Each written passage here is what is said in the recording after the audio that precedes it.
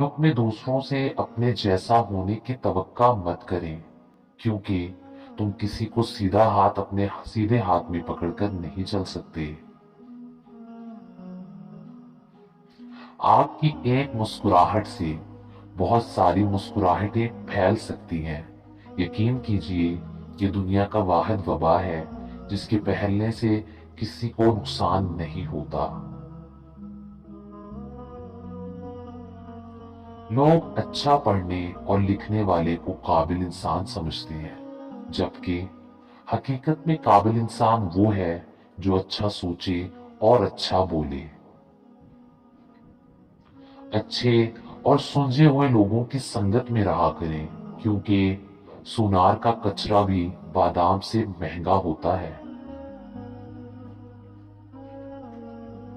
जो चीज आपके लिए फालतू है